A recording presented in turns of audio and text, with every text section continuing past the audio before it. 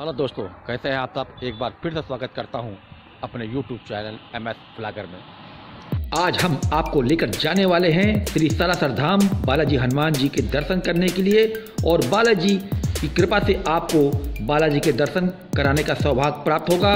और वीडियो के अंत में आपको बताएंगे कि यहाँ कैसे जाना है, कहाँ आपको रुकना है। बालाजी के दर्शन करने के बाद और एक्स्ट्रा बहुत से रोमांचित करने वाले जगहों को फुटेज भी दिखाएंगे, जो कि बालाजी जाते समय आपको पड़ेंगे।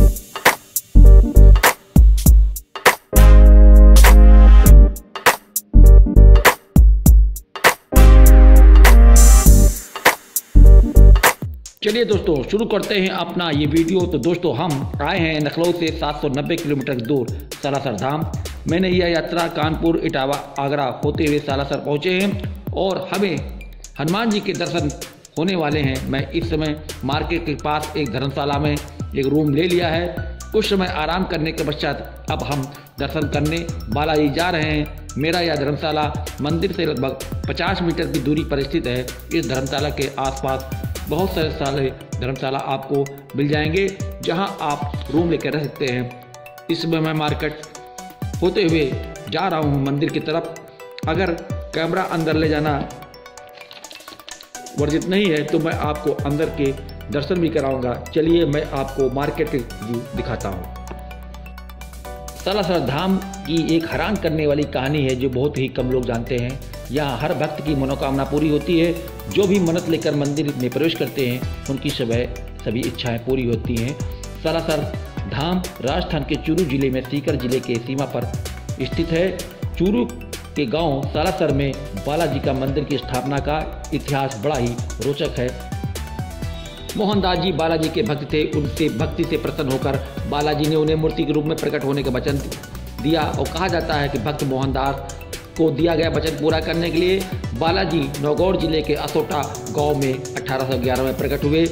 कहा जाता है कि असोटा में एक जाट खेत जोत रहा था, तो इसके हल में की नोक में एक कठोर चीज़ टकराई। उसे निकाल कर देखा तो पत्थर था। जाट ने अपने गोछे से वो पत्थर को पोंछा और साफ किया तो उसमें बालाजी की छवि नजर आने लगी। इतने में जाट की पत्नी खाना लेकर आई तो उसने बालाजी की मूर्ति को बाजरे के चूरमे का पहला भोग लगाया। यही कारण है कि सालासर बालाजी को चूरमे का भोग लगाया जाता है। अब मैं बालाजी धाम के प्रवेश द्वार पर पहुंचने ही वाला हूं। आप सालासर मंदिर में प्रवेश करने के लिए कई गेट बने हुए हैं। इसमें मैं गेट नंबर 4 से बालाजी के मंदिर के अंदर प्रवेश करने जा रहा हूं।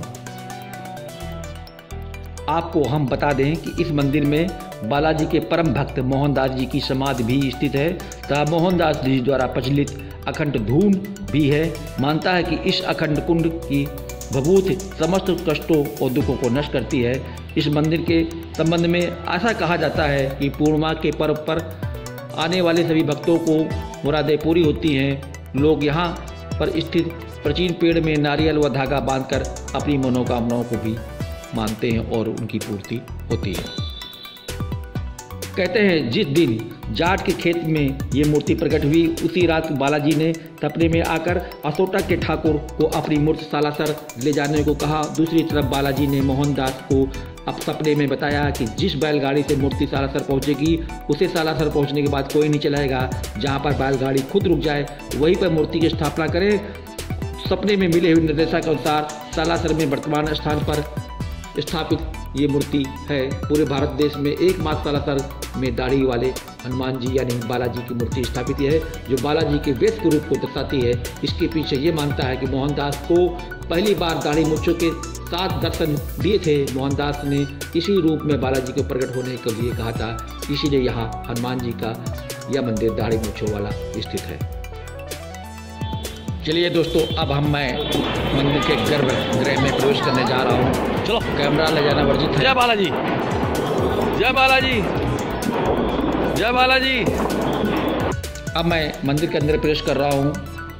सामने सालासर बालाजी विराजमान है। दर्शन कीजिए, अपनी मनोकामना मांगिए और मंदिर के गर्भगृह से बाहर आ जाइए। जब आप मंदिर के गर्भगृह से दर्शन करने के मंदिर के प्रांगण में आएंगे तो ये आपको सामने बड़ा हॉल मिलेगा, जहाँ पर बहुत सारे भक्त लोग बालाजी के भजन गाए जाते हैं, सुंदरकांड गाया जाता है, हनुमान चालीसा गाई जाती है, उसके सुनने के लिए बैठे रहते हैं। अब मैं मंदिर के परिसर से बाहर आ चुका हूँ। मुझे श्री बालाजी महाराज के बहुत अच्छे से दर्शन प्राप्त हुए। जय बालाजी महाराज की जय हो।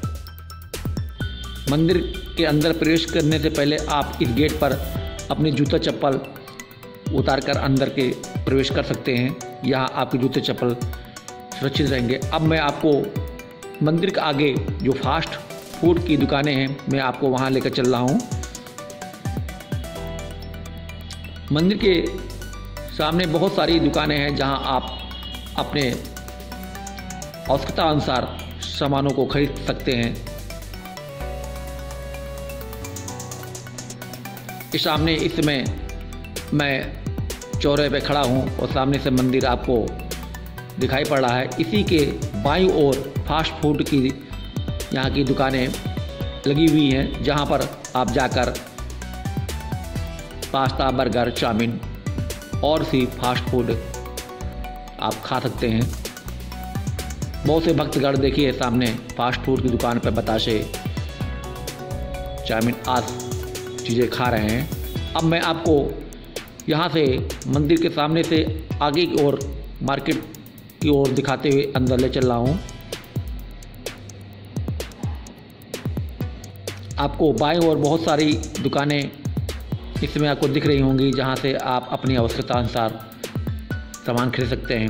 ये सामने चौराहा दिखाई पड़ रहा है। इस चौराहे के आसपास काफ़ी होटल्स बने हुए हैं, जहाँ आप रुक सकते हैं।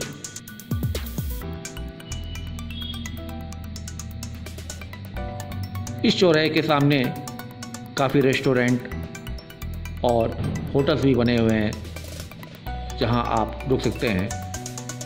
इसी के बाईं ओर जो रास्ता गई है, उसके आगे कई धर्मशाला बने हुए हैं, वहां भी आपको जाकर रुक सकते हैं। अब मैं आपको यहां की मार्केट दिखाऊंगा और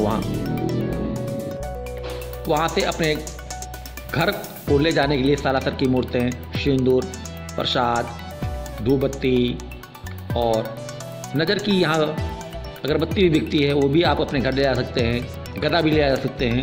अगर आप प्राइवेट वाहन से आए हैं तो यहाँ पर पार्किंग की सुविधा बहुत अच्छी है, जो 50 रुपये से 100 रुपये एक दिन का चार्ज लेते हैं। अगर आप आगरा जयपुर हाईवे से होते हुए पहले जयपुर जा सकते हैं। अगर आप जयपुर नहीं जाना चाहते हैं तो जयपुर से 58 किलोमीटर पहले दौसा के बाईपास होते हुए रिंगस पहुंचना होगा और रिंगस से 51 किलोमीटर दूरी पर सीकर जाना होगा और सीकर से सालासर धाम पहुंचने के लिए 55 किलोमीटर का सफ़र और करना होगा और आप पहुंच जाएंगे सालासर धाम।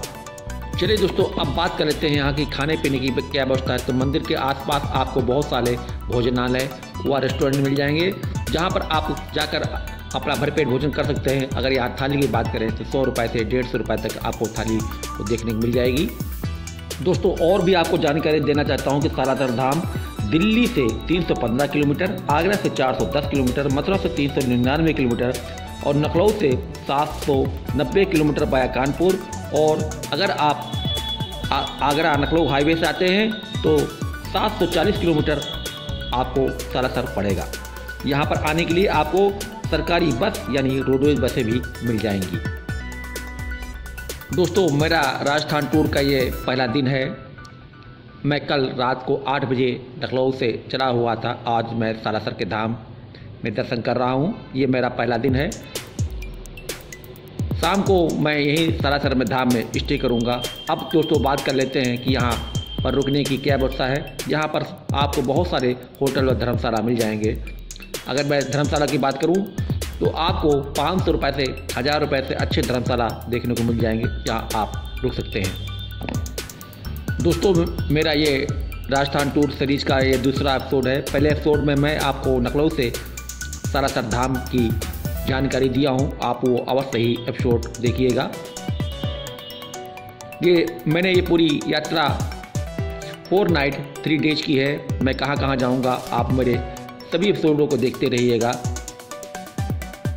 अगर आपने मेरे इस चैनल को अभी तक सब्सक्राइब नहीं किया तो सब्सक्राइब कर दीजिए, लाइक भी कर दीजिए, कमेंट्स में जय बालाजी लिख दीजिएगा।